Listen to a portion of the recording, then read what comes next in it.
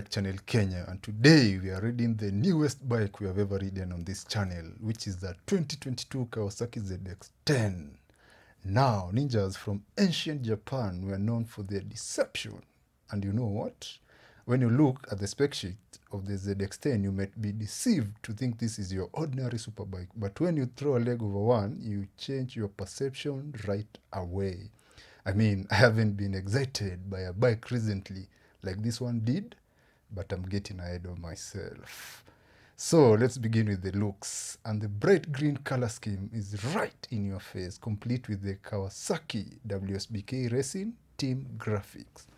Now, from 2021 onwards, the Kawasaki zx10 received a much needed bodywork design update, and now it looks like this new generation bikes we have when you compare it to the old design. I don't know if you have noticed, but this bike does indeed have wings, but unlike its competitors which have screaming winglets, this one has what I call stealth wings, which are hidden just beside the projector LED light. Kawasaki say this gives the bike an extra 17% downforce compared to the previous model. Now, unless I read them back to back, I really can't tell you whether that is true or not. But what I can tell you is the front is rock steady. I mean, it is not every day you see me going past 250. And in fact, if not for traffic, I would have easily done 300 kilometers per hour because the bike, the front is just rock steady. And that leads us to the engine, which hasn't changed much from the previous generation.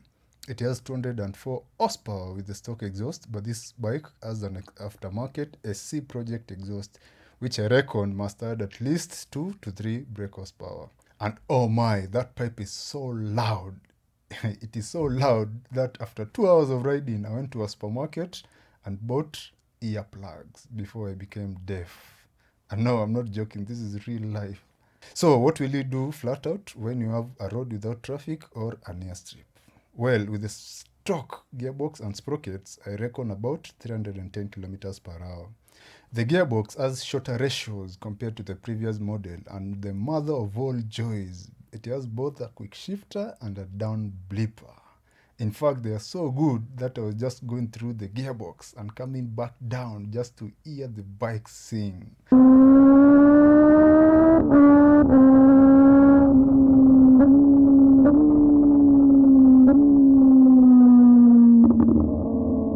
And now we come to the handling. For those who don't know, Kawasaki have won the World SBK titles from 2015 all the way to 2020. And of course, all that racing data they collect will eventually trickle down to the road bikes. In fact, I hear Jonathan Rea, who is the 6-time World Superbike champion, played a massive role in the development of this generation. And that can be felt right away when you jump on the bike because they stiffened the rear shock. And what that did was shift the weight to the front, meaning you feel exactly what the front tire is doing. And joy of all joys, the clip-ons are much forward and wider, giving you more room to position yourself correctly and attack corners.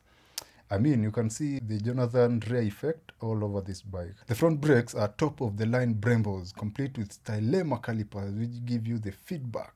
Once again, I know that was just Jonathan Rea giving them the feedback from the race bike. Whether you're trail braking or at braking on the straight, you can feel exactly what the bike is doing.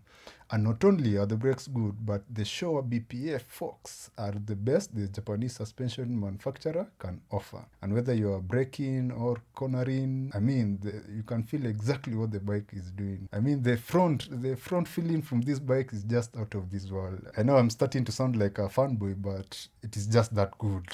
And now we come to the electronics. Kawasaki aren't known for their over-the-top electronics, but as they say, if you can't beat them, you have to join them.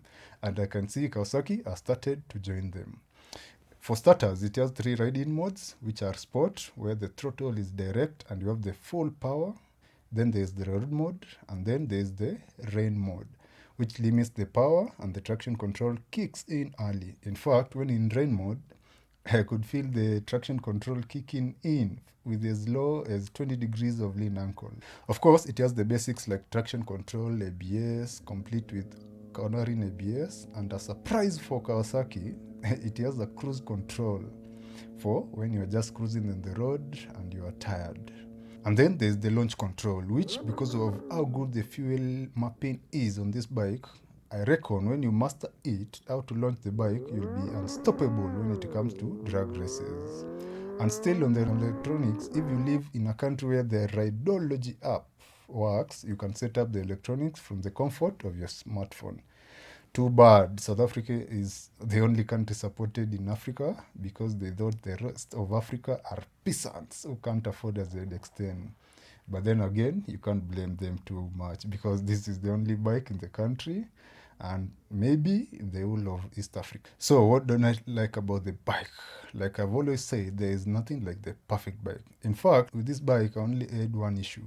Now, because of the Jonathan Ray effect, the foot pegs are so high. When you are cornering or in a twisty road, can't feel the height. But when you are cruising on the highway, you'll certainly feel the height because your legs will be so high. So I reckon after full tank, you'll need a 10-minute break to stretch your legs. And now we come to the price. This one was brought brand new from Slick Trading for a whopping 3.5 million Kenyan shillings. Again, you can thank KRA for those exuberant taxes they charge for zero mileage machines. So now, your insurance premium, if you're calculating using the 3.5% most companies use, you'll be paying 120,000 Kenyan shillings annually. The service cost, as usual, will be 4 liters of oil, which will be around 7,000 Kenyan shillings, an oil filter of about 3,000 Kenyan shillings, and labor of 2,000 Kenyan shillings. But then again, this is every 4,000 kilometers, and since these bikes aren't ridden daily, that may take a year or more to cover.